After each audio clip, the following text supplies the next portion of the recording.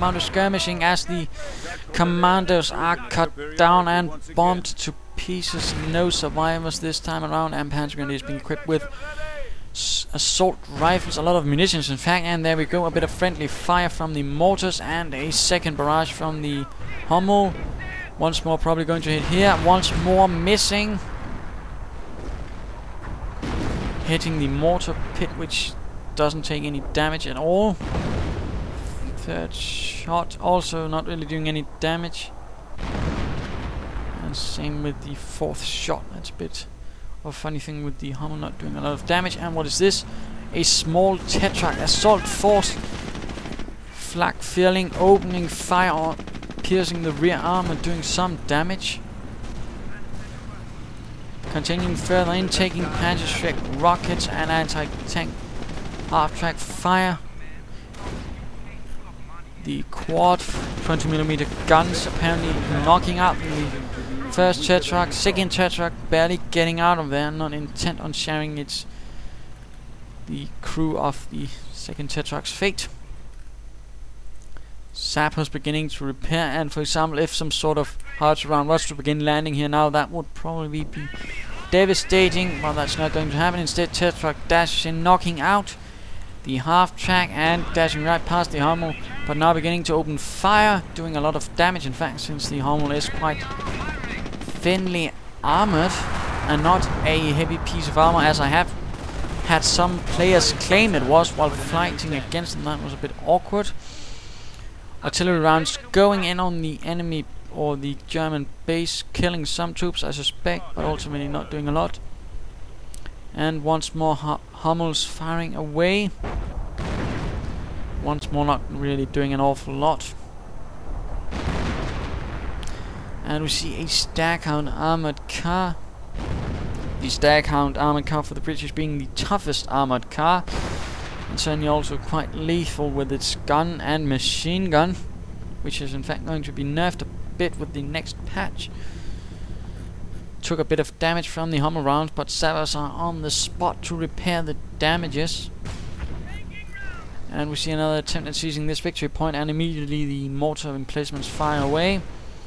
Panzer Grenadiers really need to be careful, possibly even get away before they're completely wiped out.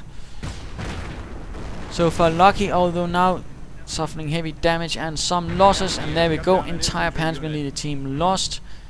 Tragic and certainly not good. And what is this? Staghound armored car once more charging towards the enemy base, it seems, taking a hit from a Panzerschreck.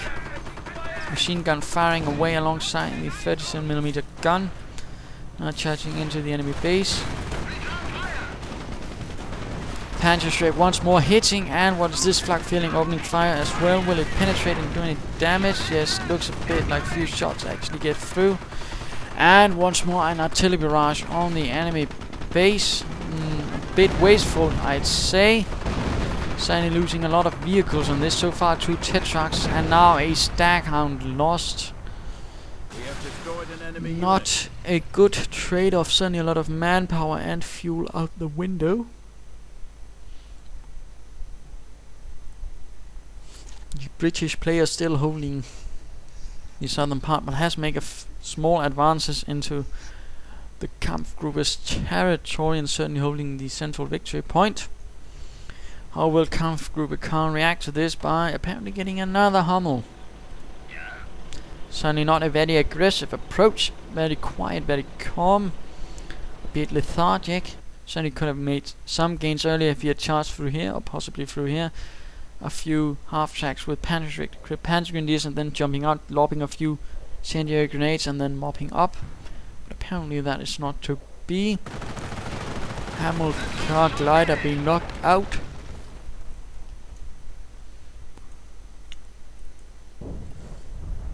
Not sure what is going on here. Oh, there we go. Radio triangulation detector, and we see the British forces moving onwards without any supervision from Lieutenant Stu, meaning that the sappers will be a lot more cautious and not so eager.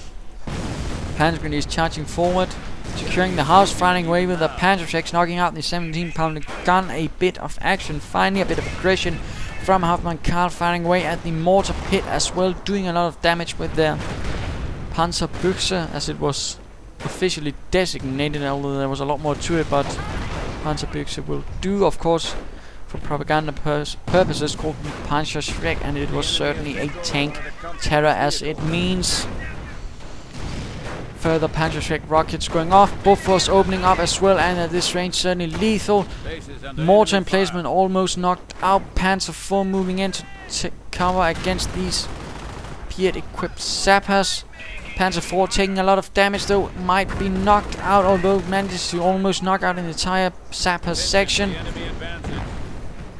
But now looks like it might be knocked out, or might it get lucky. Now further heavy losses to these Piet equipped sappers. Another down, only one sapper left. Piet round going off.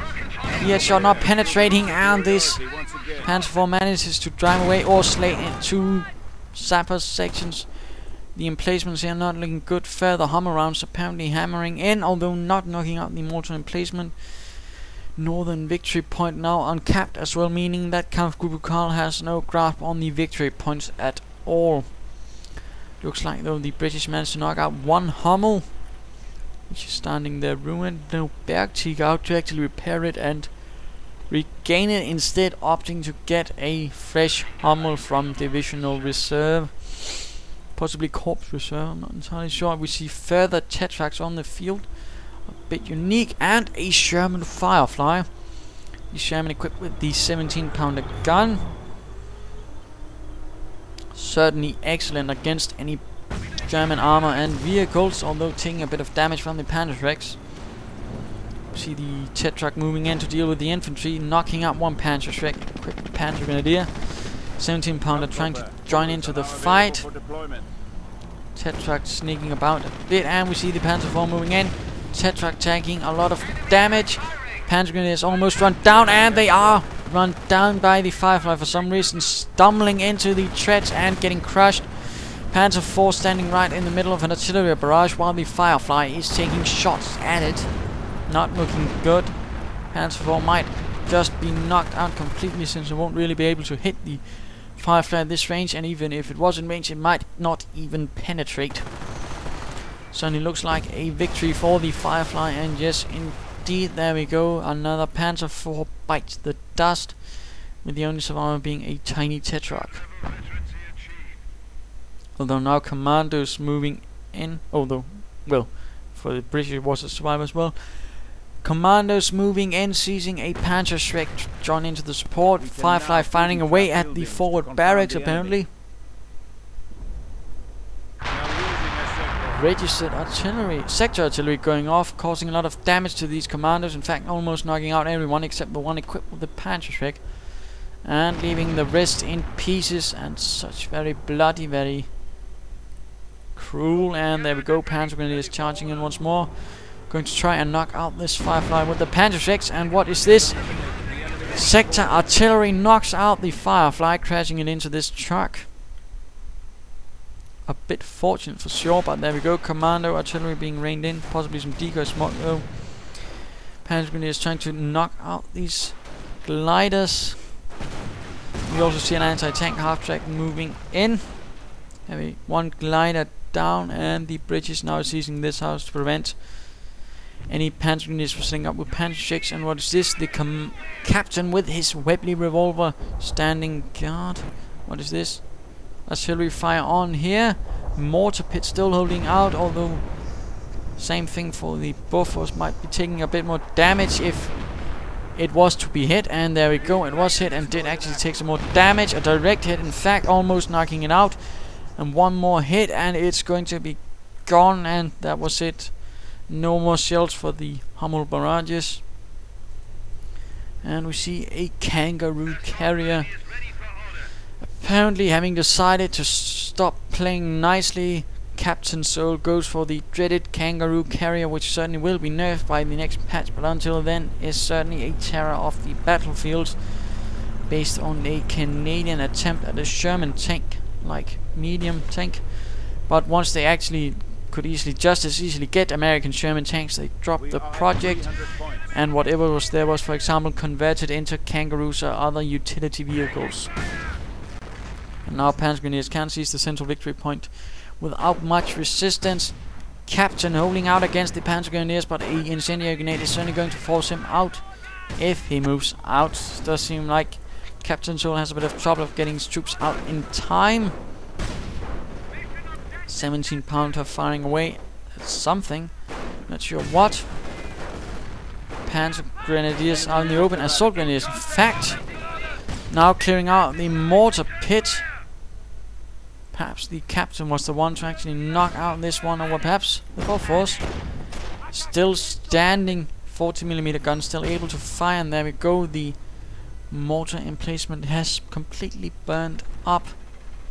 Panzer Grenadiers pulling back, and looks like the support truck finally moved ahead to seize some territory, although not sure when that happened.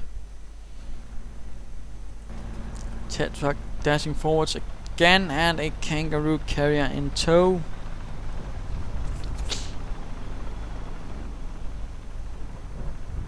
The enemy remains strong with 300 points. Tet truck also apparently to join in the assault sappers as well.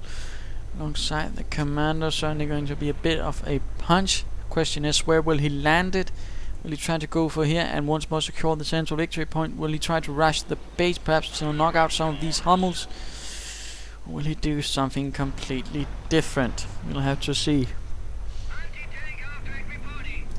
And we hear anti-tank half-tracks being created. And there we go, the assault is off. Kangaroo charging ahead alongside the Tet truck, or at least behind it. Certainly not as fast as the tiny little tank meant for airborne insertions. Wasn't used that much as far as I'm aware, but it was used.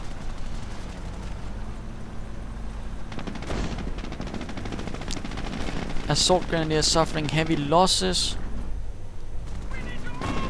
And now the British armor is entering the Kampfgruppe's perimeter. Assault Grenadiers completely slaughtered. Anti-tank half-track awfully close to the enemy armor. Really should consider pulling back. Artillery called in on the headquarters once more. Tet truck might be knocked up on the anti-tank half-track. PA rounds going off on the anti-tank half-track though. And looks like the half-track might be knocked out, but there it goes, knocking out the Tet truck, damaging the engine of the Kangaroo and immobilizing it. Panzer Jäger Command taking a lot of damage, but creating armada, and commandos dropping smoke, obscuring visibility and obscuring their own position. Sneaking out with a Panzerschreck and knocking out the half-track, but there we go, Marder 3 ready to join the fight. And what is this? A bit of sneaking about, seizing territory, and possibly might even seize this victory point. Marder moving awfully close to this Kangaroo, it seems, and into range of the enemy, firing away a few shots, but probably going to be knocked out very quickly by the anti-tank weapons of the British troops, who are now busy doing a lot of damage to the German headquarters. Looks like he was going for a base rush and knocking out the headquarters, preventing any abilities to be used, and of course regular Panzer Grenadiers to be trained.